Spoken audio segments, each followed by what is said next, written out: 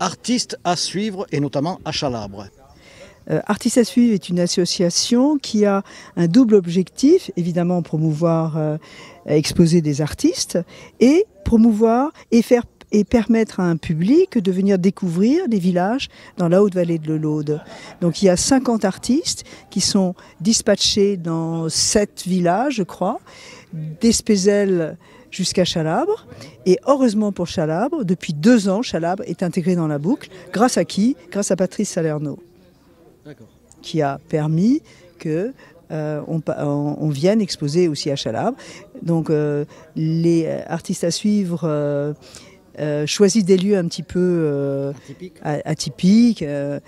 C'est pour ça que c'est ici, c'est dans l'ancien hôpital et dans l'orangerie de Maison Lafitte où il y a cette femme, Sophie Blanc, qui fait ces choses magnifiques. Voilà. Donc il y a un parcours, c'est tous les ans, pendant le week-end de l'Ascension, il y a un parcours de village en village, des vernissages de village en village, des nocturnes pendant. Avec de l'animation musicale aussi parfois. Oui, voilà, avec à chaque fois un petit concert, quelque chose, etc.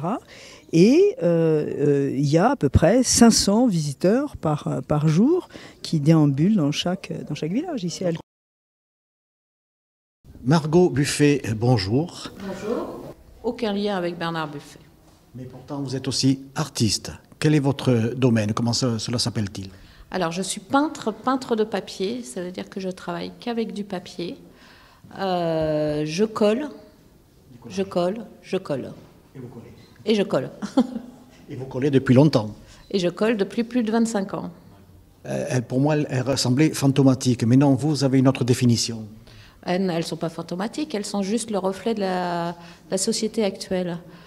C'est-à-dire que c'est juste des expressions, c'est un travail sur l'expressionnisme, c'est des expressions du quotidien, des émotions du quotidien. Donc elles n'ont rien de fantomatique, elles sont juste la réalité de la vie. Vous avez posé candidature pour la sélection, pour venir ici? J'ai posé une candidature et j'ai eu le plaisir d'être acceptée parce que c'est vraiment un lieu extraordinaire. Notre hôtesse est charmante, donc l'organisation est parfaite, rien à dire. Et vous venez d'où? Et je viens de Haute-Savoie. De Haute-Savoie. Oui. Pays montagneux aussi? Aussi, les Alpes. On organise effectivement des expositions dans des villages assez méconnus du grand public, parce qu'il y a certains gens qui ne connaissaient pas Chalabre. On m'a dit, mais on ne connaissait pas Chalabre, mais c'est intéressant, c'est ceci, c'est cela. Et il y a des gens qui viennent de partout. Et en plus, les artistes viennent de partout. Elle vient d'Annecy, de Narbonne, de Montpellier, de n'importe où. Elle pourrait venir de Paris aussi. Bien sûr. Et donc avec le bouche à oreille, ça progressera en intensité, en volume peut-être? Non. Ça fait 17 ans que ça existe, c'est complètement structuré. C'est une organisation très complexe, comme vous pouvez l'imaginer. Je suis doreuse botaniste, je dors du végétal. Du végétal que je glane, que je ramasse sec et que je dors à la feuille d'or. Donc ce sont des petits trésors en quelque sorte? C'est des petits trésors. Toutes mes compositions sont sous vitre. On me dit souvent que c'est des écrins et que ça fait penser à la bijouterie. C'est vrai. Bijouterie. Moi je dirais aussi horlogerie. Mais bon, c'est une question de point de vue. Il y a longtemps que vous pratiquez cet art? Alors ça fait 20 ans que je suis doreuse, je suis restauratrice de patrimoine depuis cette époque et depuis 8-9 ans j'ai transféré mon savoir-faire sur le végétal car depuis toute petite je glane, je ramasse et je compose des choses. Voilà, donc le lien s'est fait naturellement. Et j'ai fait des compositions et j'ai commencé à créer des scènes de végétaux dorés. Quand vous dites restauratrice d'art, c'est peut-être sur les tableaux ou bien du mobilier ancien, style clavecin, des choses comme ça? Alors c'est vraiment du mobilier en bois doré, donc c'est plutôt du style miroir, console, tabernacle. Je travaille aussi pour les églises. Voilà, tout ce qui est en bois doré. Monument de France? Monuments historiques, tout ce qui est pour les dracs, les églises, associations liées au patrimoine. Vous n'avez pas travaillé sur Notre-Dame? Non, je n'ai pas travaillé sur Notre-Dame. Un chantier très important et j'avoue que maintenant je suis plus passée à la création. La création est quelque chose qui me remplit. Ah, c'est magique, hein. Je remercie Artistes à suivre. J'ai un lieu qui correspond complètement à mon travail. J'adore le contraste entre les murs et la délicatesse du végétal. Le parc devant l'orangerie est somptueux. Je ne pouvais pas trouver mieux, hein. C'est un privilège, je confirme. Ces artistes qui sont là ont déposé un dossier de candidature, ont été sélectionnés par la qualité de leur travail. On n'accueille pas n'importe qui.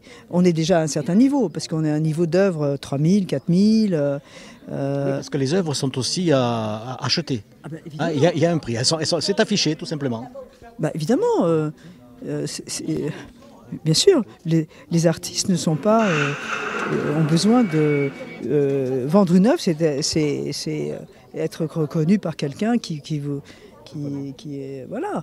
La boucle est bouclée. Rendez-vous donc en 2024. En 2024. Et ici, on espère avoir plus de réhabiliter la tour, réhabiliter ici pour qu'il y ait plus d'espace pour accueillir des Nous artistes. sommes dans les ateliers Lalande, c'est bien cela? Voilà.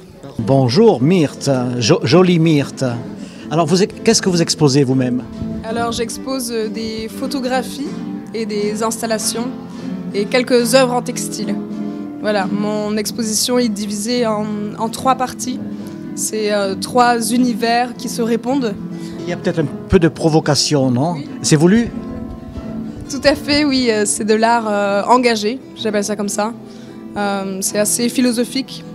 J'espère en tout cas qu'il y a certains messages qui passent à travers mes installations et mes photographies.